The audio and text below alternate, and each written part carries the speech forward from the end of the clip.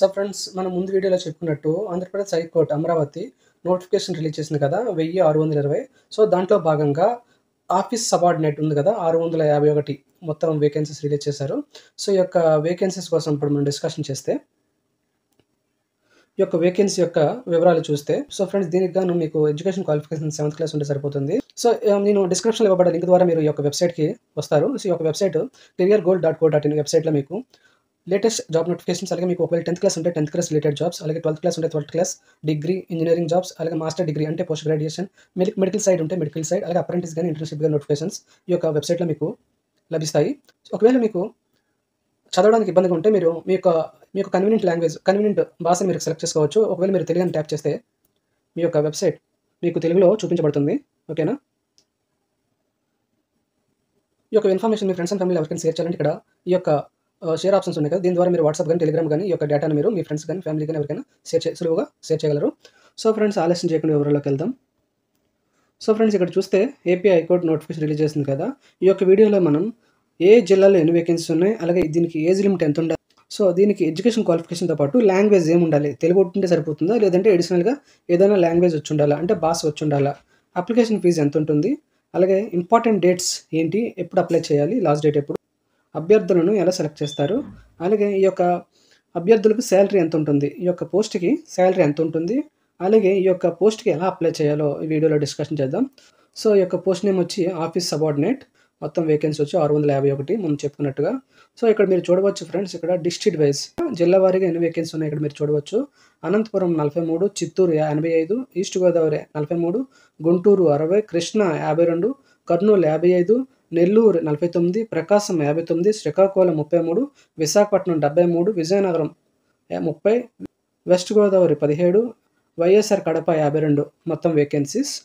So ఇక్కడ మీరు ఈ యొక్క వేకెన్సీస్ డిస్ట్రిక్ట్ వైజ్ ఉన్నాయి కదా, అలాగే మన పరంగా క్యాస్ట్ కేటగిరీ పరంగా ఎన్ని వేకెన్సీస్ ఉన్నాయో మీరు ఇక్కడ క్లిక్ హియర్ ఉంది కదా, దీని మీద మీరు ట్యాప్ చేస్తే ఎవరికి ఎన్ని వేకెన్సీ ఉన్నాయో ఇక్కడ మీకు నీట్గా కేటగిరీ వైజ్ మీకు అక్కడ డిస్ప్లే అవుతుంది. నేను చూపిస్తాను.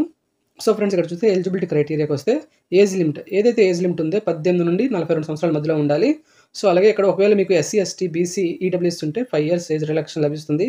అలాగే ఒకవేళ మీకు పీడబ్ల్యూబీడీ ఓకేనా డిజబిలిటీ ఉంటారు కదా, వాళ్ళకి 10 years, ఎక్స్ సర్వీస్ మెన్కి యాజ్ పర్ రూల్ అంట. సో దీన్ని మీరు చూడవచ్చు. అలాగే ఇక్కడ ఎడ్యుకేషన్ క్వాలిఫికేషన్ 7th క్లాస్ ఉంటే సరిపోతుంది, ఆర్ ఈక్వలెంట్. సో ఒకవేళ మీకు ఇంటర్మీడియట్ ఉంటే కూడా సరిపోతుంది. అలాగే ఇక్కడ లాంగ్వేజ్ అంటే భాష మనకి ఏం వచ్చి ఉండాలంటే అనంతపురం తెలుగు కన్నడ వచ్చి ఉండాలి, చిత్తూరు తెలుగు తమిళ్, శ్రీకాకుళం విజయనగరం తెలుగు ఒరియా, అలాగే అదర్ ఏదైతే జిల్లాలు ఉన్నాయో తెలుగు. ఓకే. సో ఇక్కడ లోకల్ క్యాండిడేట్స్ ఎలా అంటే 80% రిజర్వేషన్ లభిస్తుంది వాళ్ళకి. సో వారి యొక్క రెసిడెన్స్ సర్టిఫికేట్ 4 years ఉంటే సరిపోతుంది, లేదా 4th to 7th క్లాస్ వారి యొక్క స్టడీ సర్టిఫికేట్ ఉంటుంది కదా, అది ఉన్నా సరిపోతుంది.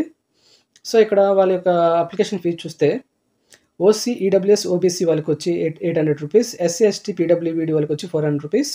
సో అదర్ స్టేట్ వాళ్ళు ఉంటారు కదా ఎస్సీ, ఎస్టీ వాళ్ళకి 800 రూపీస్ అప్లికేషన్ ఫీజు ఉంటుంది. అలాగే ఇక్కడ ఇంపార్టెంట్ డేట్ చూస్తే సో అప్లికేషన్ స్టార్టింగ్ డేట్ వచ్చి May 13, 2025. అప్లికేషన్ లాస్ట్ డేట్ వచ్చి June 2, 2025. ఓకేనా? సో ఈ యొక్క సెలక్షన్ ప్రాసెస్ ఎలా ఉంటుంది? సో సెలక్షన్ ప్రాసెస్ వచ్చి మొదటిగా కంప్యూటర్ బేస్డ్ టెస్ట్ ఉంటుంది 80 మార్కులకి 90 నిమిషాలు. మీరు చూడవచ్చు క్వశ్చన్స్ ఏముంటాయి, ఆబ్జెక్టివ్, మల్టిపుల్ చాయిస్ ఉంటాయంట. అలాగే మినిమం క్వాలిఫైయింగ్ మార్క్స్ వచ్చి ఓసీ, ఈడబ్ల్యూఎస్ వాళ్ళకి వచ్చి 40%, అలాగే బీసీ వాళ్ళకి 35%, ఎస్సీ, ఎస్టీ వాళ్ళకి, పీడబ్ల్యూ వాళ్ళకి 30% మినిమం క్వాలిఫైయింగ్ మార్కులు ఉంటాయి. సో ఈ మెరిట్ లిస్ట్ వచ్చి బేస్డ్ ఆన్ ఎగ్జామినేషన్ ఉంటుంది కదా, స్కోర్ ఆధారంగా ఉంటుంది. సో అలాగే శాలరీ ఎలా ఉంటుంది? సో శాలరీ చూస్తే ఫ్రెండ్స్ ఇక్కడ పే స్కేల్ వచ్చి 20,000 నుండి 61,000 వరకు ఉంటుంది నియర్గా. సో ఎలా అప్లై చేయాలి నెక్స్ట్? సో అప్లై చేయడానికి గాను ఈ యొక్క వెబ్సైట్ ఏదైతే ఉందో దాన్ని విజిట్ చేయాలి మొదటగా. దాని తర్వాత మీరు part A 1 time profile registration అంటే ఓటీపీఆర్ ఉంది కదా, దాన్ని మీరు రిజిస్ట్రేషన్ చేసుకోవాలి యూజర్ నేమ్ పాస్వర్డ్తో. ఏదైతే మీరు యూజర్ నేమ్ పాస్వర్డ్ క్రియేట్ చేసుకున్నారో ఓటీపీఆర్, దాని ద్వారా పార్ట్ బి మీ యొక్క అప్లికేషన్ ఫామ్ని నీట్గా డిస్ట్రిక్ట్ వైజ్ మీరు సెలెక్ట్ చేసుకొని అప్లై చేయాలి.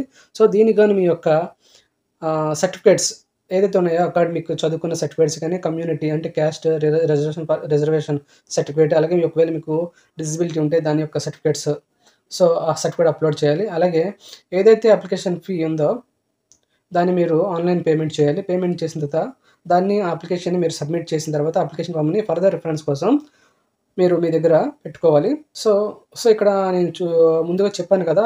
ఏ జిల్లాలకి ఎన్ని వేకెన్సీ ఉన్నాయో రిజర్వేషన్ పరంగా ఇక్కడ చూద్దాము. సో, క్లిక్ హియర్ ఉంది కదా! నోటిఫికేషన్ పీడీఎఫ్ అని దీని మీద మీరు ట్యాప్ చేస్తే సో, ఫ్రెండ్స్ మీరు దీని మీద ట్యాప్ చేస్తే మీకు ఈ పీడీఎఫ్ మీకు డౌన్‌లోడ్ అవుతుంది.